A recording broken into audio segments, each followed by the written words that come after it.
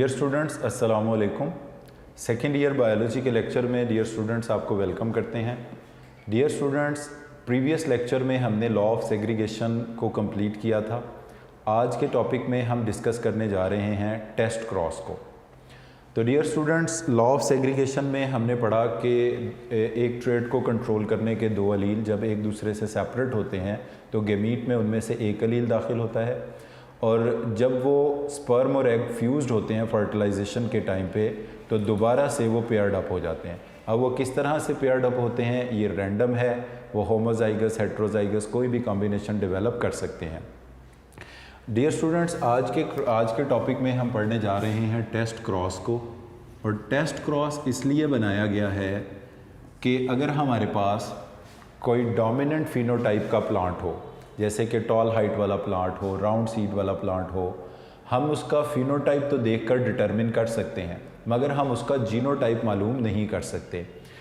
Genotype उसका हमें फ़ौरन से पता नहीं चलेगा। जबकि अगर कोई रिसेसिव ट्रेट वाला प्लांट है तो अंडरस्टूड बात है कि वो होमोजाइगोट ही होता है, क्योंकि रिसेसिव ट्रेट अपीयर ही तब होती है जब जीनोटाइप होमोजाइगस हो। तो टेस्ट क्रॉस डियर स्टूडेंट इसलिए बनाया गया है a cross used to determine genotype of a dominant phenotypic plant।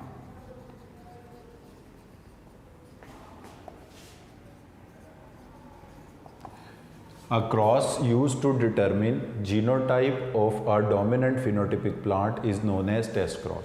यानी टेस्ट क्रॉस किसे बोलते हैं? ऐसा क्रॉस जिससे आपको ये पता चलेगा कि डोमिनेंट फिनोटाइप वाले प्लांट का जीनोटाइप क्या है, इसको हम बोलते हैं test cross.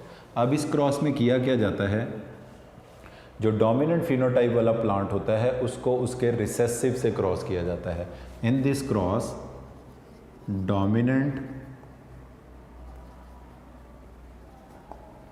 dominant phenotypic plant is crossed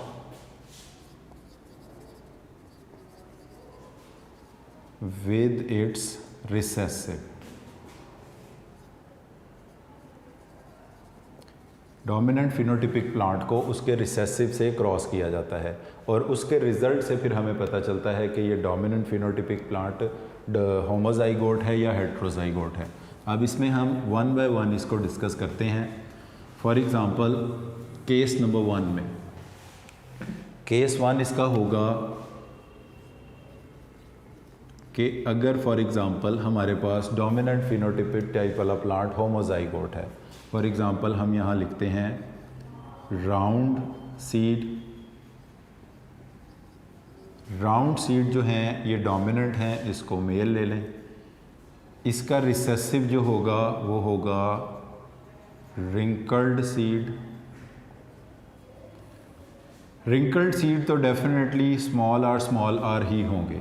अब राउंड सीड पे हम क्वेश्चन मार्क लगा देते हैं कि ये डोमिनेंट हैं या होमोजाइगोट है या हेट्रोजाइगोट, ये हमें नहीं पता।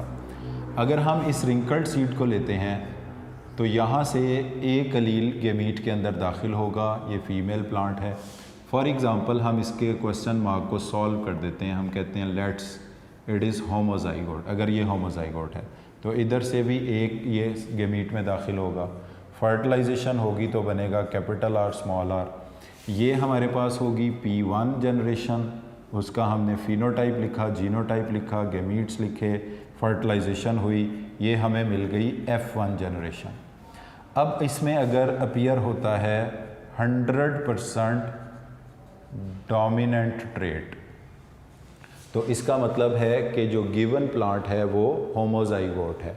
ठीक है, अगर हम इसको क्रॉस भी कर दें, इसको ना लिखें, तो इसका रिज़ल्ट में ऑफस्प्रिंग में अगर 100% डोमिनेंट ट्रेट अपीयर होता है तो ये अंडरस्टूड बात है कि जो गिवन प्लांट था वो होमोजाइगोट था।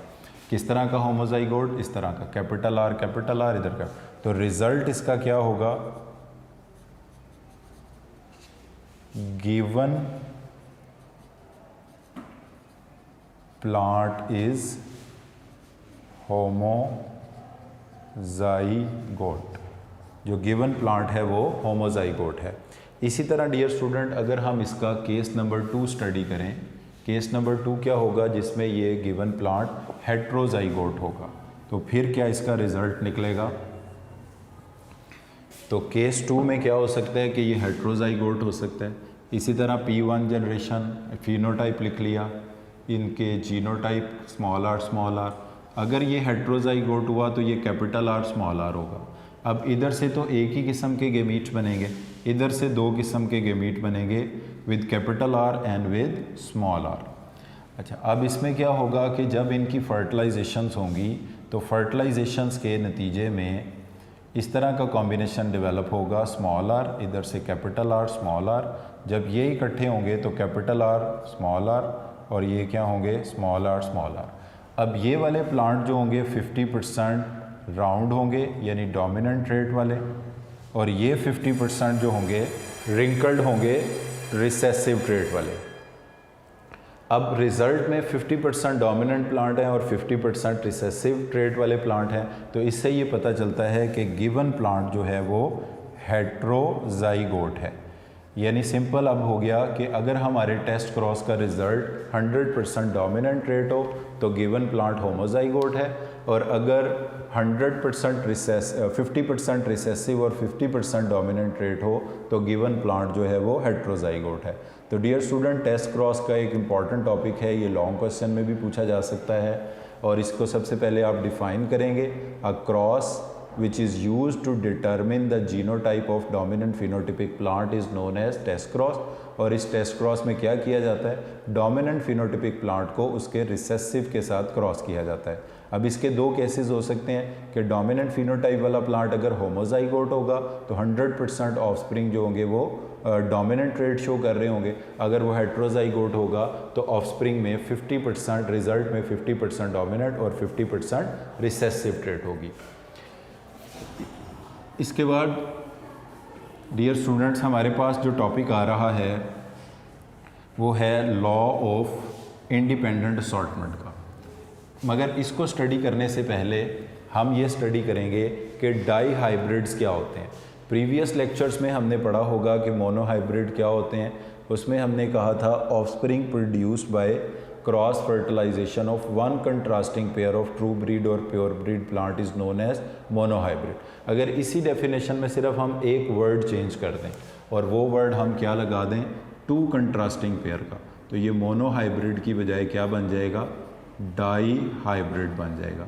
तो डाई हाइब्रिड का मतलब क्या होगा, देखें, the offspring produced bye the offspring produced by cross fertilization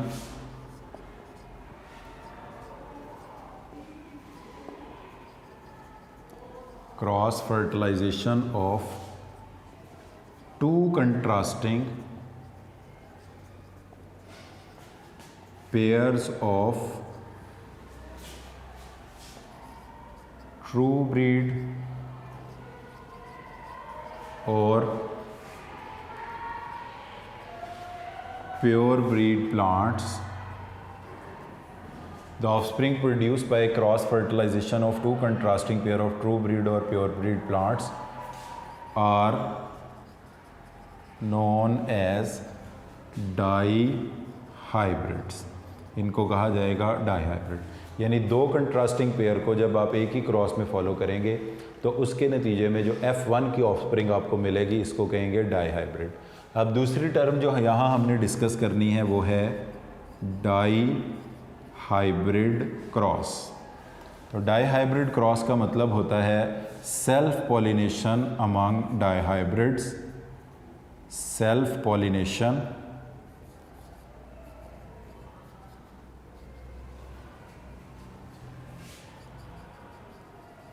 among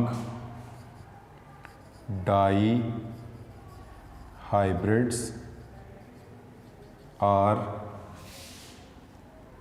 is called dihybrid cross. इसको क्या कहा जाएगा, डाई हाइब्रिड क्रॉस कहा जाएगा। तो self pollination, self fertilisation among dihybrids is known as dihybrid cross इसे कहा जाएगा। तो डियर स्टूडेंट, एक ये डाईहाइब्रिड की डेफिनेशन है और डाईहाइब्रिड क्रॉस की, तो ये दोनों अलग-अलग टर्म है।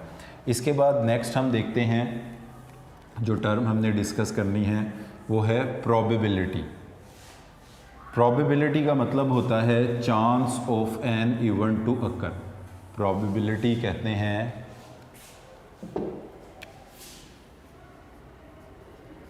प्रोबेबिलिटी। प्रोबेबिलिटी का मतलब है chance of an event to occur is known as probability. किसी इवेंट के होने के चांस को हम क्या बोलते हैं? प्रोबेबिलिटी बोलते हैं। और इसके साथ एक और टर्म है प्रोडक्ट रूल। तो डियर स्टूडेंट, प्रोडक्ट रूल का मतलब होता है product of individual phenotypic ratios is equal to the joint phenotypic ratio. Product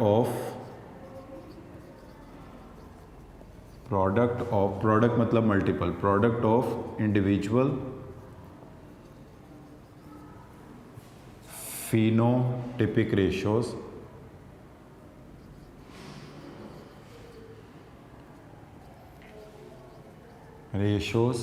are equal to joint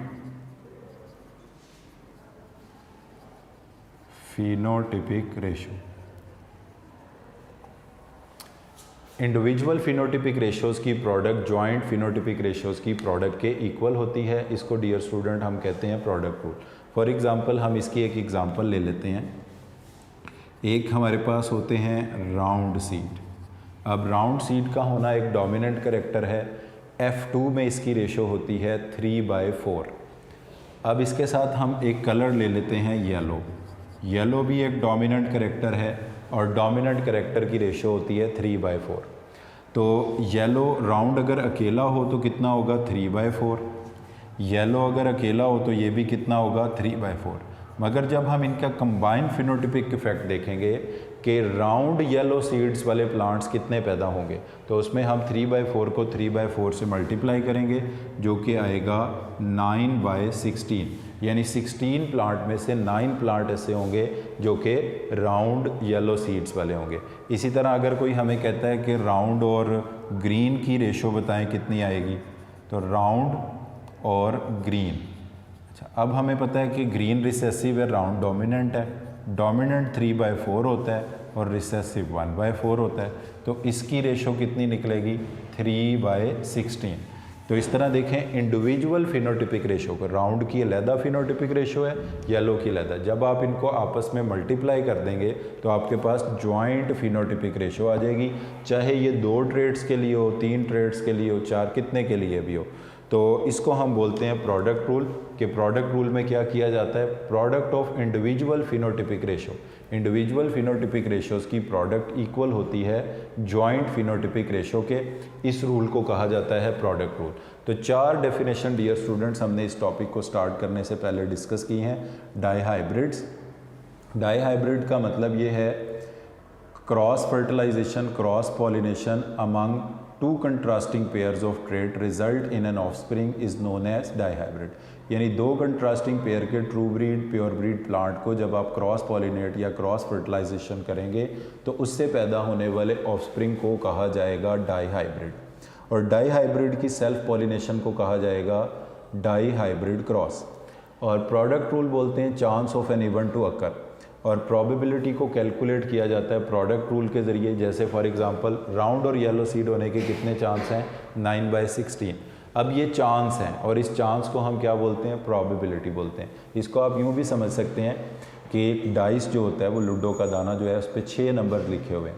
जब भी आप उसको थ्रो करने लगेंगे तो 6 में से कोई भी नंबर आ सकता है। फॉर एग्जांपल हम कहते हैं 1 आने के कितने चांस हैं? 1 आने के चांस कितने होंगे? 1/6। नेक्स्ट टाइम जब आप इसको थ्रो करेंगे फिर 1 आने के चांस कितने होंगे? 1/6। हो सकता है कि एक ही इवेंट ज़्यादा बार रिपीट हो, मगर प्रोबेबिलिटी का मतलब है चांस कितना है। 1 2 3 4 हर नंबर के आने का चांस कितना होगा, वो 1/6 होगा। मगर हो सकता है कि एक इवेंट ज़्यादा बार रिपीट हो, एक कम इवेंट रिपीट हो, but the probability will remain same. तो प्रोबेबिलिटी का मतलब होता है chance of an event to occur, एक इवेंट के होने का कितना चांस है। तो डियर स्टूडेंट, अब हम क्रॉस की शक्ल में बनाते हैं कि डाई हाइब्रिड्स कैसे पैदा होंगे।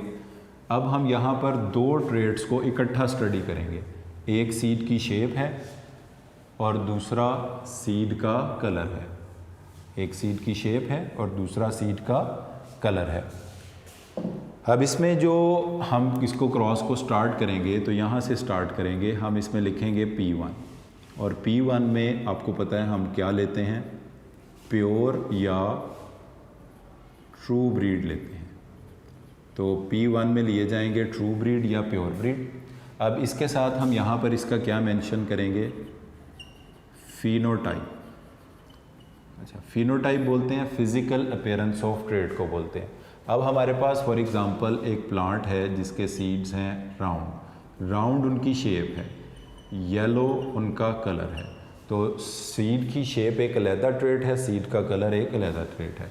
तो राउंड येलो सीड वाले प्लांट्स हैं हमारे पास। दूसरी तरफ हमारे पास वो सीड्स हैं जो कि रिंकल्ड हैं और ग्रीन है, रिंकल्ड ग्रीन सीड। तो डियर स्टूडेंट, इनको हम फीमेल ले लेते हैं, ये हमने मेल लिए हैं। अब हम इसके बाद इनका लिखेंगे जीनोटाइप। अब हमें कैसे पता चलेगा कि इनका जीनोटाइप क्या है, क्योंकि हमने ये प्लांट लिए हैं ट्रू ब्रीड और प्योर ब्रीड, और ट्रू ब्रीड प्योर ब्रीड हमेशा होमोजाइगस होते हैं। राउंड शेप के लिए कैपिटल आर, येलो के लिए कैपिटल वाई, रिंकल्ड के लिए स्मॉल आर, ग्रीन के लिए स्मॉल वाई। अब इनका जीनोटाइप मेंशन करने के बाद हम इनके लिखेंगे गेमीट्स। और डियर स्टूडेंट्स, जो गेमीट्स हैं उसका रूल ये है कि दो अलील में से एक अलील गेमीट में दाखिल होगा। जैसे इन दो कैपिटल आर में से एक आएगा, दो कैपिटल वाई में से एक आएगा, इधर भी दो स्मॉल आर में से एक आएगा और दो स्मॉल वाई में से। ये जो गेमीट अलील का सेपरेट होकर गेमीट में दाखिल होना है, इसको हम कहते हैं लॉ ऑफ सेग्रीगेशन। अब जब ये गेमीट रैंडमली आपस में मिलेंगे तो ये प्रोसेस कहलाएगा fertilisation. Union of male and female gamete को हम क्या कहते हैं, फर्टिलाइजेशन। अब ये मेल फीमेल गेमीट जब आपस में मिलेंगे तो पहले सीड की शेप के लिए इधर से कैपिटल आर आएगा, उधर से स्मॉल आर। ये कन्वेंशन है कि हम डोमिनेंट अलील को पहले लिखते हैं, रिसेसिव अलील को बाद में लिखते हैं। इधर से हमारे पास कैपिटल आर वाई आएगा और इधर से हमारे पास स्मॉल वाई आएगा। तो ये हमारे पास क्या बन गया, F1। इस F1 को हम लिखेंगे डाई हाइब्रिड। उसकी वजह क्या है कि ये दो कंट्रास्टिंग पेयर के प्लांट हैं, सीड की शेप और सीड के कलर वाले, और ये हैं भी ट्रू ब्रीड। इनकी आपस में क्रॉस पॉलिनेशन, क्रॉस फर्टिलाइजेशन हुई है। इनकी जो ऑफस्प्रिंग पैदा होती है इसे हम डाई हाइब्रिड्स कहते हैं। तो वो जो डाई हाइब्रिड में मैंने आपको डेफिनेशन लिखवाई थी वो इस क्रॉस से आपको समझ आएगी। The offspring produced by cross pollination और cross fertilisation of two contrasting pair of true breed pure breed plant, इसको कहा जाता है डाई हाइब्रिड। अब इसकी लिखी जाएगी फिनोटाइप रेशो। फिनोटाइप रेशो इसकी होगी 100% राउंड येलो। ये होंगे 100% राउंड और येलो। और जब एक से ज़्यादा ट्रेड्स होती हैं तो उनकी जीनोटिपिक रेशो लिखने की ज़रूरत नहीं होती, क्योंकि जीनोटाइप का मतलब होता है combination of genes for a particular trait. जब अब जैसे राउंड के लिए ये हेट्रोजाइगस होगा, येलो के लिए भी हेट्रोजाइगस, मगर कंप्लीट हर ट्रेड के लिए ज़रूरी तो नहीं है ये हेट्रोजाइगस हो। तो जब हम एक ट्रेड स्टडी कर रहे होते हैं तो फिर जीनोटिपिक रेशियोज़ लिखते हैं। जब एक से ज़्यादा ट्रेड्स लिख रहे हो तो फिर हमें जीनोटिपिक रेशियोज़ लिखने की ज़रूरत नहीं है। तो डियर स्टूडेंट्स, यहाँ पर आपने देखा कि किस तरह P1 से F1 बनते हैं, ये क्रॉस हमने लिखा है। ट्रू ब्रीड और प्योर ब्रीड प्लांट P1 में लिए जाएंगे। P1 से मुराद है फर्स्ट पेरेंटल जनरेशन। फिर आपने देखा हमने इनके फिनोटाइप लिखे। मेल प्लांट को हमने लिया, इसमें से जो मेल प्लांट है उसको हमने लिया है राउंड शेप के लिए और येलो कलर के लिए, और फीमेल प्लांट जो है वो रिंकल्ड शेप के लिए और ग्रीन कलर के लिए। फिनोटाइप के बाद हम इसका जीनोटाइप लिखते हैं, कैपिटल आर और कैपिटल वाई कैपिटल। हमें कैसे पता चलेगा कि ये सीड की शेप के लिए भी और कलर के लिए भी होमोजाइगोट होगा? क्योंकि हमने ऊपर मेंशन कर दिया है ये प्लांट है ट्रू ब्रीड और प्योर ब्रीड प्लांट, और true breed pure breed plant हमेशा होमोजाइगोट ही होते हैं। इसके बाद जो रिंकल्ड ग्रीन है वो भी इसी तरह होमोजाइगोट ही होते हैं क्योंकि ट्रू ब्रीड है। जब गेमीट बनेंगे तो दोनों अलील में से एक एक गेमीट में आएगा, 2 कैपिटल आर में से एक, 2 कैपिटल वाई में से एक, उधर भी 2 स्मॉल आर में से एक, 2 स्मॉल वाई में से एक। जब ये गेमीट आपस में मिलेंगे ये प्रोसेस कहलाएगा फर्टिलाइजेशन, और इससे बनने वाले ऑफस्प्रिंग को हम नाम देंगे डाई हाइब्रिड का। ये सारे राउंड येलो होंगे क्योंकि डोमिनेंट अलील का इफेक्ट अपीयर होगा, रिसेसिव अलील का इफेक्ट मास्क हो जाएगा। तो सीड की शेप राउंड और रिंकल्ड में से राउंड अपीयर होगी। येलो और ग्रीन कलर में से येलो कलर अपीयर होगा क्योंकि राउंड शेप और येलो कलर दोनों डोमिनेंट है।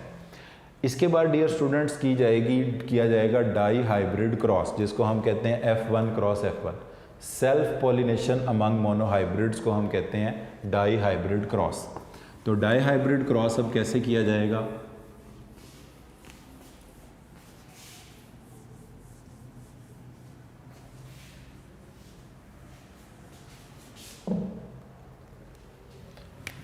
F1 क्रॉस F1, इसको हम कहते हैं dihybrid cross. Dihybrid cross जब किया जाएगा तो इसमें उसी तरह F1 का क्या लिखा जाएगा? सबसे पहले फिनोटाइप, उसके बाद वो क्या होगा? Round yellow.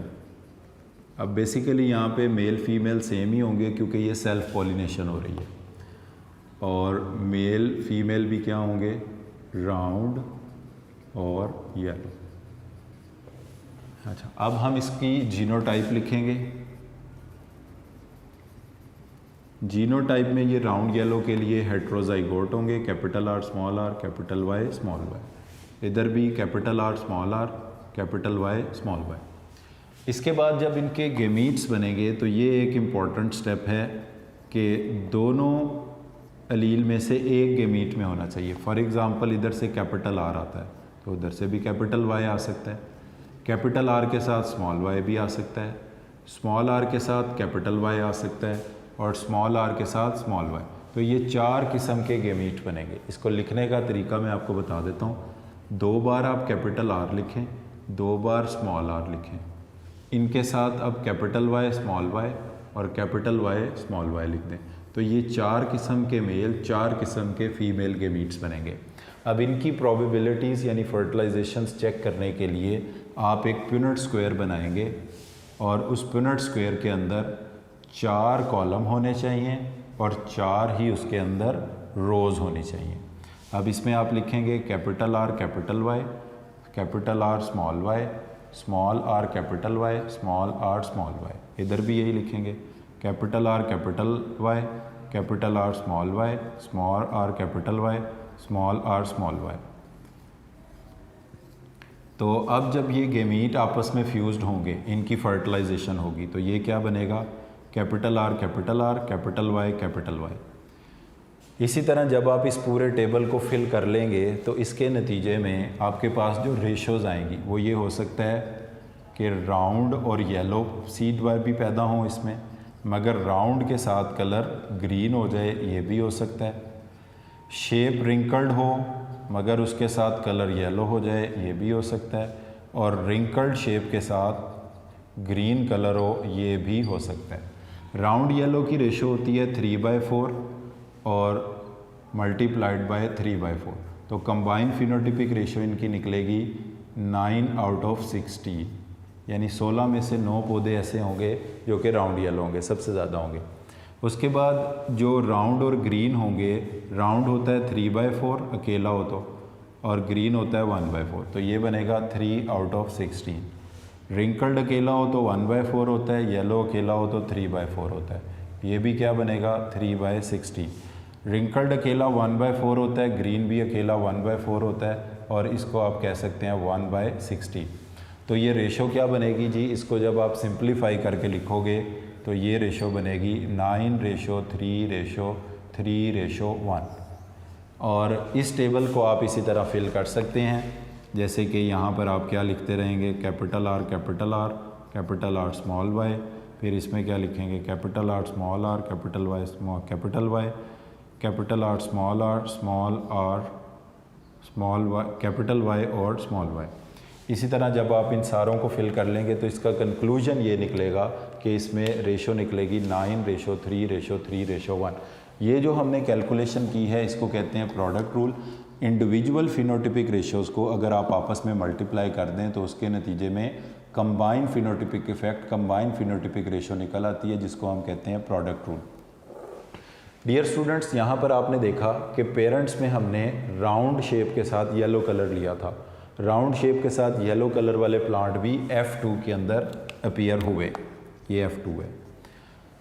राउंड शेप रही मगर उसके साथ ग्रीन कलर भी आ गया। इसका मतलब है जो सीड की कलर के अलील का गेमीट में दाखिल होना है वो सीड की शेप के अलील पे डिपेंड नहीं करता। तो सीड की शेप राउंड या रिंकल्ड में से कोई हो सकती है, सीड का कलर येलो या ग्रीन में से कोई हो सकता है। यहाँ पर हमने देखा कि रिंकल्ड शेप के साथ येलो कलर आ गया जो कि नया कॉम्बिनेशन था, मगर रिंकल्ड और ग्रीन शेप पेरेंट्स में भी इकट्ठी थी। तो यानी इससे प्रूव ये होता है कि सीड की शेप के अलील में का गेमीट में दाखिल होना सीड के कलर के अलील में गेमीट के अलील के गेमीट में दाखिल होने से अलग है। तो इसको हम डिफ़ाइन ऐसे करते हैं, when two coexisting traits are followed in the same cross, their allele enters into the gamete independent of each other। जैसे इस एग्जांपल में येलो ग्रीन कलर के अलील और रिंकल्ड और राउंड शेप के अलील एक दूसरे से इंडिपेंडेंट गेमीट में दाखिल होते हैं। उसी की वजह से F2 के अंदर राउंड के साथ ग्रीन कलर भी आ गया और रिंकल्ड के साथ येलो कलर भी आ गया। यहाँ पर इसकी बस आखिरी पॉइंट इसका ये है कि लॉ ऑफ इंडिपेंडेंट असॉर्टमेंट उन ट्रेड्स पर अप्लाई होता है जिनके अलील नॉन होमोलॉग क्रोमोसोम के पेयर्स पर हों। तो इसकी कंडीशंस को आप ऐसे ही याद रख लें कि what is the condition for the law of independent assortment. Law of independent assortment is applicable to those trait whose allele reside on non homologous pair of chromosome. तो ऐसी ट्रेड्स जिनके अलील नॉन होमोलोगस क्रोमोसोम्स के pairs पर मौजूद हों, सिर्फ उन पर law of independent assortment apply होता है। जिनके अलील होमोलोग क्रोमोसोम के पेयर पर हों उन पर यह अप्लाई नहीं होता। अब मेंडल ने 7 contrasting pairs of traits study किए थे और 7 ही क्रोमोसोम के पेयर्स जो है ना वो पी प्लांट में पाए जाते हैं। तो कंडीशन इसकी बहरहाल ये है, only those traits will assort independently whose allele reside on non homolog pair of chromosome. तो डियर स्टूडेंट्स, आज के लेक्चर में हमने 2 टॉपिक्स को इन डिटेल डिस्कस किया है, जिसमें पहले नंबर पर जो टॉपिक हमने पढ़ा है वो है टेस्ट क्रॉस का, जिसकी हमने डेफिनेशन की और उसके 2 केसेस को डिस्कस किया। उसके बाद लॉ ऑफ इंडिपेंडेंट असॉर्टमेंट या डाई हाइब्रिड क्रॉस में से हमने पहले 4 डेफिनेशन पढ़ी, dihybrid cross, probability, product rule, और उसके बाद फिर हमने ये क्रॉस की शक्ल में भी डाई हाइब्रिड क्रॉस को बना के देखा और लास्ट में हमने कैलकुलेट की कि इनकी जॉइंट फिनोटिपिक रेशोज़ क्या होंगी और क्या कंडीशन है लॉ ऑफ इंडिपेंडेंट असॉर्टमेंट की। तो वो कंडीशन ये है कि लॉ ऑफ इंडिपेंडेंट असॉर्टमेंट सिर्फ उन ट्रेड्स पर अप्लाई होता है जिनके अलील नॉन होमोलोगस क्रोमोसोम्स के पेयर्स पर मौजूद होते हैं। तो आज के लेक्चर को डियर स्टूडेंट्स हम यहीं पर वाइंड अप करते हैं। Thank you very much for today.